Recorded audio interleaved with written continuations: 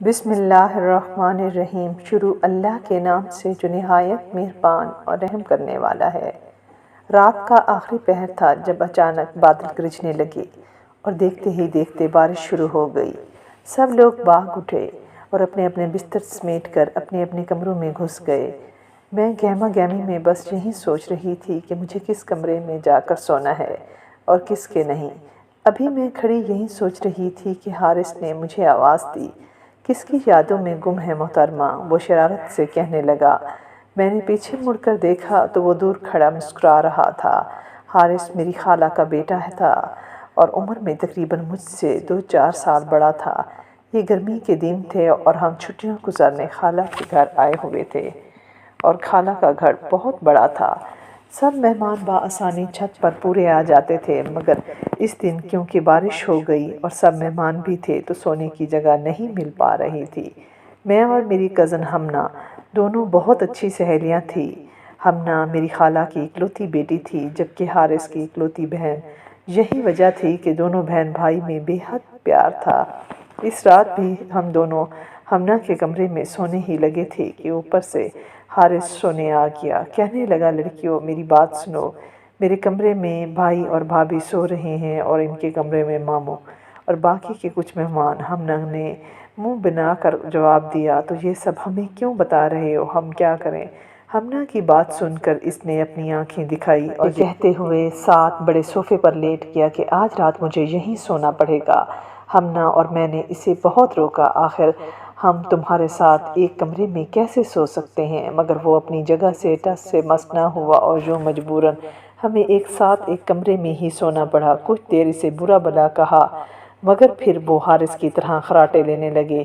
وہ دونوں بہن بھائی گہری نیند میں جا چکے تھے جبکہ میری آنکھیں نہ جانے کیوں ابھی بھی نیند سے کوسوں دور تھی۔ گرمیوں کے دن تھے، پیاس کی شدت نے ستایا تو میں اپنے بستر سے اٹھ کھڑی ہوئی اور پاس پڑی ٹیبل سے پانی کا گلاس اٹھا کر پینے لگی۔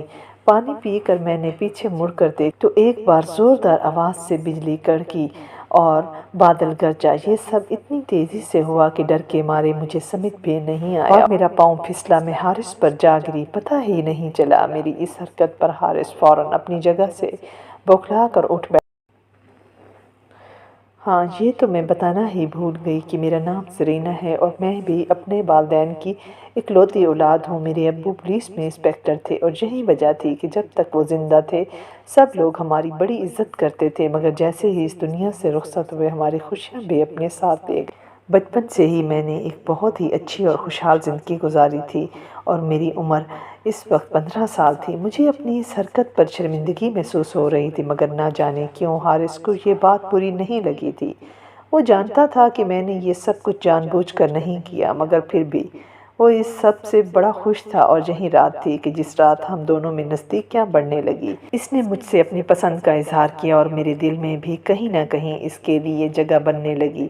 وقت گزرتا گیا، ہم دونوں کی محبت بڑھنے لگی۔ اس بات کی ہم دونوں کے علاوہ صرف ہمنا کو خبر تھی اور وہ اس بات سے بہت خوش تھی۔ ہمنا نہ صرف میری کزن تھی، میری بہت ہی اچھی دوست تھی اور یہی وجہ تھی اسے میرے اور حارث کے رشتے پر کوئی اعتراض نہ تھا، بلکہ وہ بھی میری طرح بہت خوش تھے۔ ہم دونوں کی ملاقاتوں میں زیادہ تر ہاتھ اسی کا ہوتا۔ اسے جب موقع ملتا ہم دونوں کی کہیں نہ کہیں کسی نہ کسی بہانے سے کچھ وقت ایک ساتھ گزارنے کا موقع دلوا دیتی۔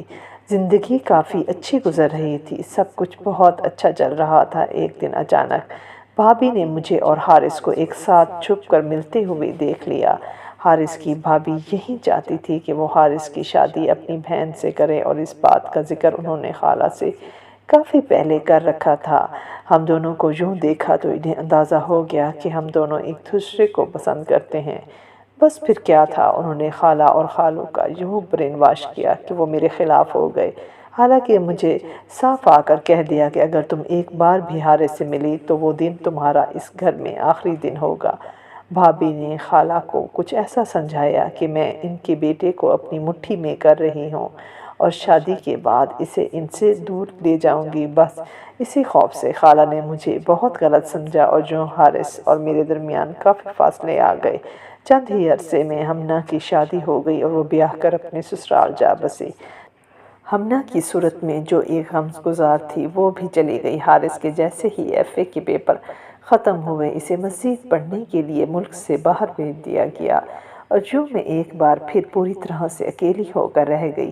ایسا نہیں ہے کہ حارث نے کوشش نہیں کی، کوشش کی مجھ سے نکاح منگنی کر کے ہی باہر جائے، مگر ان سب کے لیے خالہ نہیں مانی، اسے آخر جانا ہی پڑا۔ حارث کو گئے تھوڑا ہی عرصہ گزرا تھا کہ امی کی طبیعت کافی خراب رہنے لگی۔ وہ جانتی تھی کہ خالہ مجھے اپنی بہو نہیں بنانا چاہتی، بس اسی لیے انہوں نے خالو کو کہہ کر ان کے کسی رشتہ دار کے ہاں میرا رشتہ طے کروا دیا۔ میں نے اس سب سے انکار کیا تو امی نے میرے آگے ہاتھ جوڑ لیے اور کہنے لگی میری زندگی کا کوئی بھروسہ نہیں، میں نہیں جانتی کل زندہ رہوں گی یا نہیں، بس اس لیے یہ میری آخری خواہش ہے کہ میرے جیتے جی تم اپنے گھر کی ہو جاؤ۔ امی کی حالت دن بدن بگڑتی جا رہی تھی، ایسے میں میرے لیے ان کی بات کو رد کرنا ناممکن تھا، بس اس لیے میں نے ہاں کر دی۔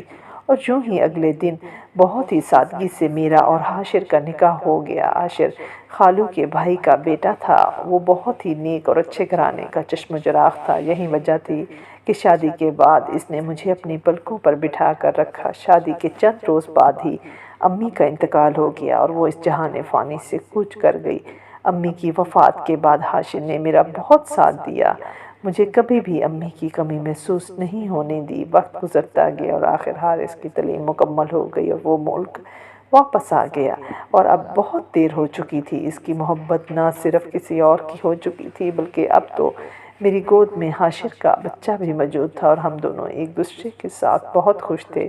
حارث کو خالہ نے یہی کہا کہ انہوں نے مجھے بہت بار روکنے کی کوشش کی تھی، مگر میں نے ان کی ایک نہ سنی اور اپنی پسند سے عاشر سے شادی کر لی۔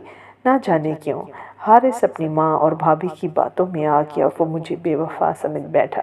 اس نے اپنی بھابھی کی بہن سے شادی کر لی، یوں خالہ بھابھی دونوں کی خواہش پوری ہو گئی۔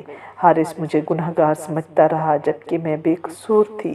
اس نے میرے گھر آنا چھوڑ دیا، مجھ سے ملنا چھوڑ دیا۔ میں نے بھی خود کو بے گناہ ثابت کرنے کی زیادہ کوشش نہیں کی اور سب کچھ وقت کے ہاتھوں چھوڑ دیا۔